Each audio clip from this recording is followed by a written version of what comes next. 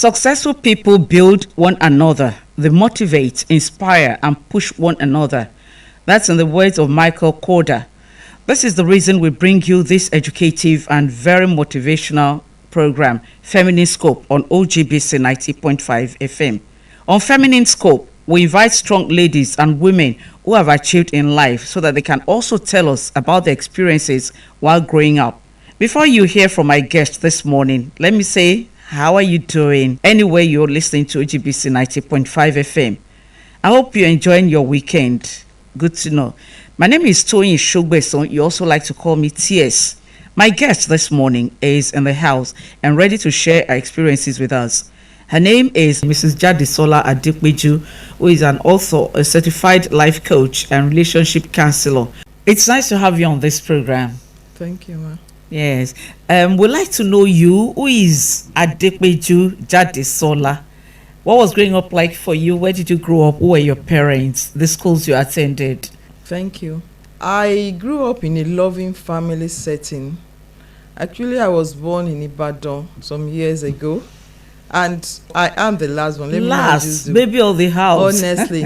So I would not say I was pampered, but I grew up with loving siblings. How many were you? We were 4. Okay. I have an older brother, is number 1, and then the remaining 3 were girls.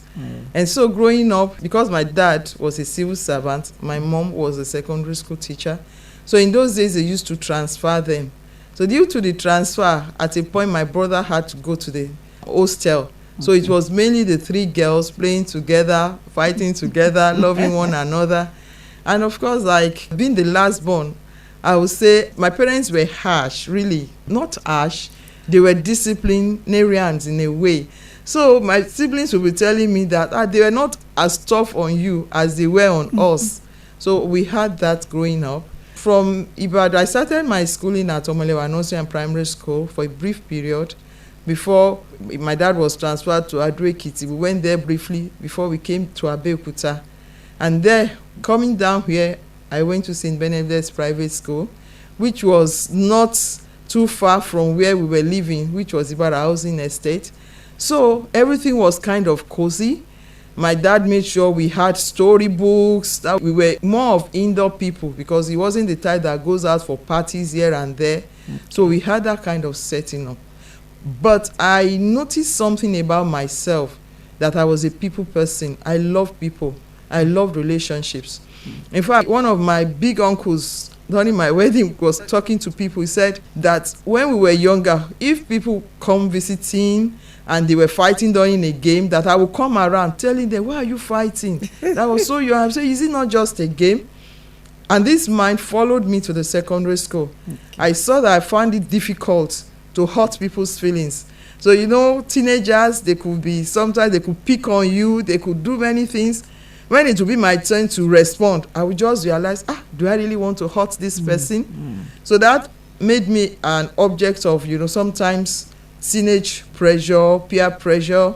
And funny enough, that's what formed the bedrock of what I do today. Okay. Counseling young people, telling them to stand up to be who they ought to be, instead of being pushed around by peer pressure. So that's how it's been for me. Okay, which secondary school did you attend? Jemotitun High School. Just beside us here. Honestly.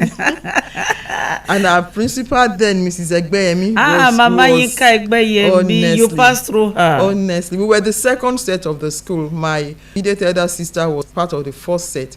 And she was determined to make the school to be outstanding. And she did quite well. Wow, that's interesting. So after your secondary school education, any other education?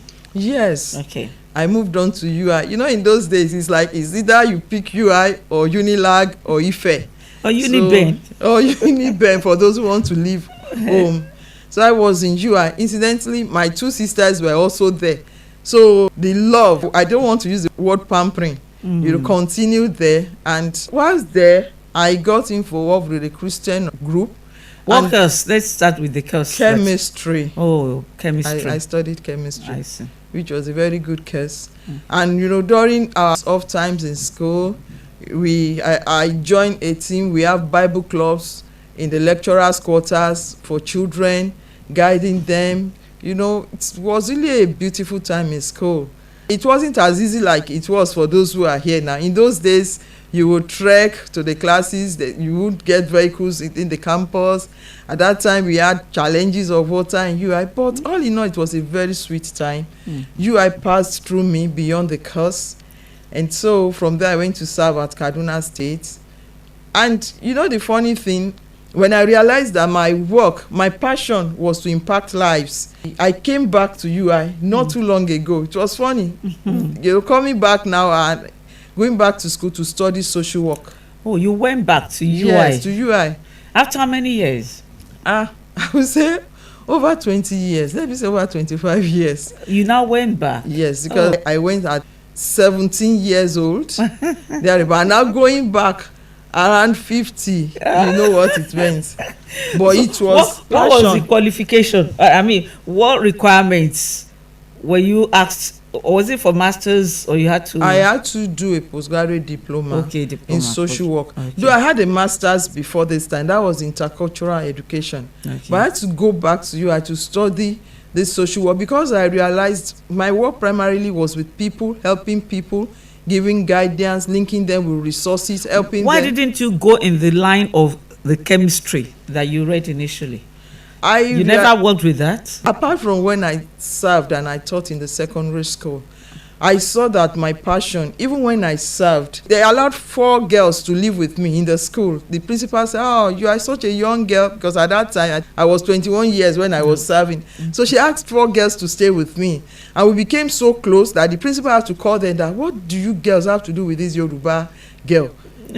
We're that close. So I knew that for me, life was more about impacting people, helping them to locate who they are meant to be, maximizing their potentials. So when I left the service here, I worked with a Christian organization, which I worked with for about 25 years, took me to Abuja and various places. One of their passions too is to make sure that people discover the best they are meant to be. So while I worked at Abuja, Kutunku Soho, we had adult literacy classes for people. Such interesting work takes me to places even within and outside the country. And while doing that, the body made me to start writing books for young people, which also increased my sphere of influence because they would call for counseling, they would invite me for seminars, and then it's just, for me, it's been interesting so far. I thank God for that. Now, as a certified life coach and relationship counselor, you do counseling. This relationship, where does it start and where does it end in your own field? Because when you talk about relationship, what I'm looking at is maybe in the area of women-man relationship, but I'm sure it goes beyond that. In your own field, can you just expatiate? Yeah, I'm primarily a relationship coach. Well, for young people, I do a relationship with them, sharing them with relationship with their parents, with other people is one of them. Secondly is relationship with the opposite sex. Very, very important. They need to know their boundaries because a lot of young people's lives have been marred, not only for girls, even young guys. So we teach them you should have clean relationships, relate well. I went to a mixed school, so I know how to relate with guys. Relate well with them without crossing certain boundaries. That it's just like when you're driving a car. If you put it on a hill and you accelerate and you remove the brakes, it will go downhill. There's a part you get to. You may think maybe for a girl, I just like this boy, there's nothing between us, and then you make him your best friend, you start telling him things, you get emotionally entangled. And the day you are hot and you are crying, the boy will want to embrace you, sorry, stop crying, and the body, the hormones will respond and stuff like that. Then relationship for people who want to get married, because I get a lot of calls from those people too. Sometimes, we talk about love is blind.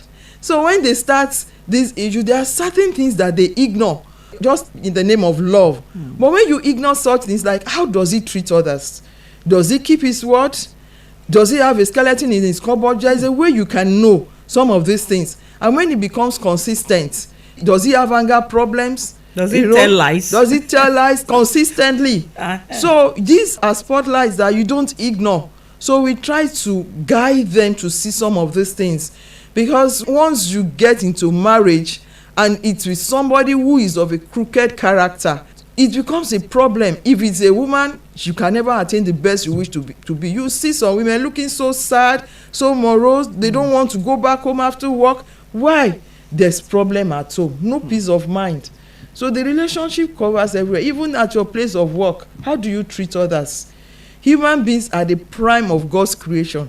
So you don't just treat them anyhow because today they are poor or they are in a low estate. You value every life. How has your own contribution impacted your immediate environment, the society at large too? Well, maybe talking from experience, the little experiences that you had to deal with. Well, it's very interesting that when you have people around you, for example, in present day, not like old days, there is a lot of depression out there. That's what I put down now, that depression in women especially. Exactly. Right. So, when we talk with them and they are guided, because incidentally, my social work is health and specialized in mental health. Okay. So one is able to know when this person is beginning to cross the line fairly into depression. So the approach is to get get close to the person, talk therapy, gently guide the person to discover that, I have an issue. Once the person then there's a self-awareness. The person can begin to work on it and then becomes more productive at workplace, and that's affecting my immediate environment. Recently, I was still talking with someone who wasn't even aware that she was depressed. It's just that she just keeps to herself at times, does not feel like going to work, doesn't feel like getting up in the morning. Those are signs that we quickly help, that once we notice, begin to work on. And we see changes in these people, which is a joy for me. And for some that had already gone to the extreme, we recommend them to see a psychiatric doctor. You know, the issue is in our society, people, once they hear the word psychiatrist, they become afraid. Hey, mental health problem. But it's not like that. So somehow they like to go, once they meet with some of us, okay, you are a social worker, they feel calm. They feel more relaxed than just saying psychiatrist. But when it gets to that level, we really help them. We guide them towards taking professional help in that direction. Thank you. We have seen from experience that these days, younger people are getting more depressed. Why is this so? You see a teenager having BP, high blood pressure. You see a teenager. The other time I was just walking along the street and I saw this young girl or lady at one of the schools very close to us there, and she already had stroke. She couldn't walk very. What could be responsible for some of these things that we see in this present young generation? Thank you, ma. One of the things I observe is the situation of the society at large. You know, there are certain things that when we were younger, we were not seeing. You know, if you hear a gunshot somewhere, for the next few days you'll be panicking as a young child. But sometimes on the street in the night we hear such. So there is fear in the atmosphere. There's this fear of being kidnapped as well. It wasn't so much as in our days. Another thing that I observe with the teenagers is that, or the young people, is that they find it difficult to have normal interaction with others. They're more glued to their phone. Excuse me. And there's something that happens when you relate with other people. You interact, you warm up, you relax. But these people kind of live inside their phone. You know, so there is this kind of life that is different from the normal life. After some time, depression is likely to set in. When they meet normal people, human beings, sometimes they don't even know how to talk or how to relate with them. So loneliness is one of the things that causes this depression. And then we set high standards for them. When you see a parent that tells a child, no matter how much you strive hard in the exam, if you are not the first, you are nothing. You have not achieved anything. So we have sometimes some of these children striving to attain heights that is difficult for them. They now get to breaking points. They get to breaking points and they find it difficult to cope. At times too, they don't have confidence that they can share their problems with. So when they bottle things up, it becomes a problem. And let me add one more. There's this issue of inferiority complex that many of these young people feel that they are not up to. They compare themselves with the so-called models in phone that they see on let me not say TVs now, internet days. So you find out that when they do such things, they look at themselves, they feel, I'm not fine enough, I'm ugly, I'm this, I've not achieved enough. So depression gradually sets in. Some feel they are not loved. Some have problems from their parents looking after money, not caring for them. So one of the things we try to let them know is that you are precious. There's something in you that can be of benefit to others. If you just stop looking only at your own problems and you look outwards to be a blessing to others. And I've seen it help a lot of young people. They say, I can impact lives, I'm someone, I have a gift. You know, it suddenly changes the way they look at things, and it has helped quite a number of them. My guest on this program today, Feminine Scope, is Mrs. Jadesola Adepeju. She's an author and a certified life coach. She's also a relationship counselor. There are ladies now, they think about what the future has for them in terms of marriage. They believe, oh, I'm too old. Hey, there's no man there for me. I want you to talk to them. Ladies, by the time they are getting to 30, 31, 32, 33, and parents too, Lomokowa, where's your husband? Want to see your husband? How do they handle this? And it's really true that more and more ladies are not finding husbands. How can we assist? It's actually a problem in society now.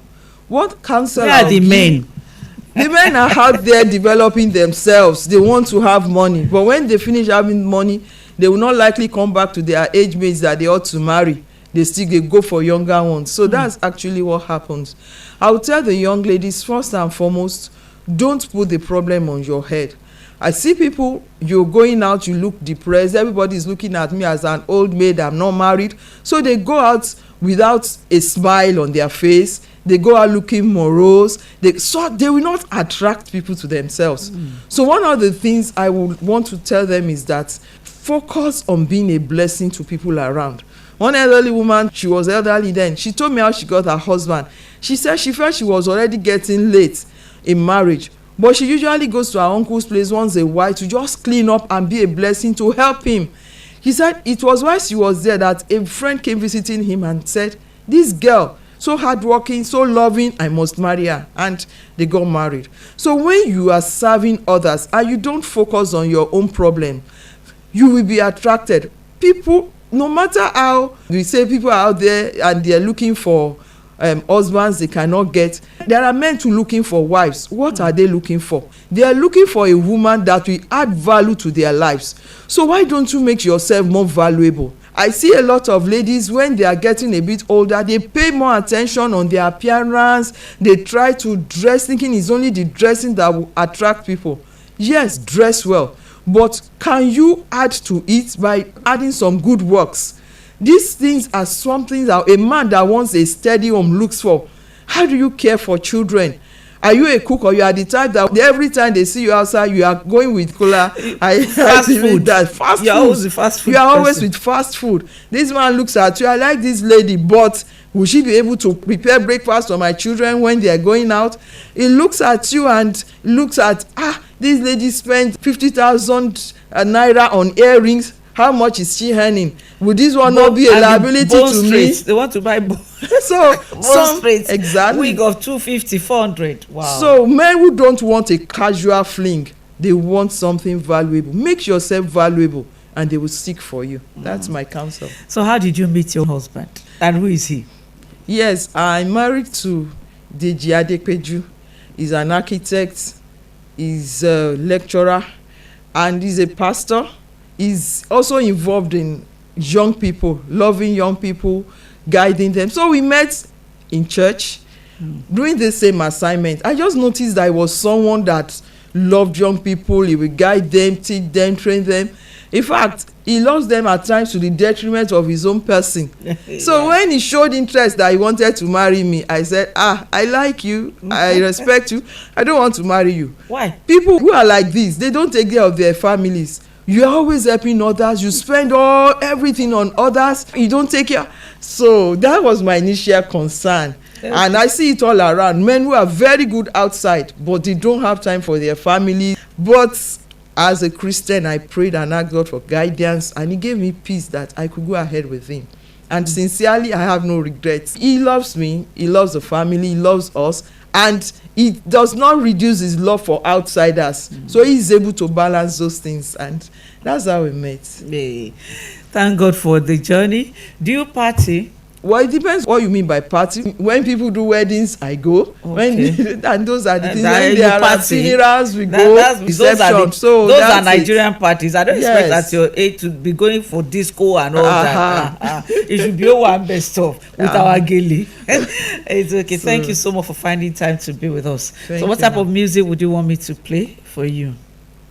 Gospel. Gospel. Appreciating God for his faithfulness. Okay. Do you have any artist in mind? I have quite a number of them. Okay. Nathaniel Bassey is someone that I appreciate his music. Draws me closer to God. Okay. So what track would you like? I'm someone that people say can't keep a tune. Okay. So I'm a bit shy when it comes to singing for others to hear. Okay. No, don't worry. You are singing for me now. So I'm others. Am I others now? Sing, let me back you up. Okay, there is a song I want to sing. I cannot remember whether it's the one who wrote the song. Okay. It says, all my life you have been faithful. All my life you have been so good. Yes. With every breath that I am here. Yes, I'll do that for you. I'll do that for you.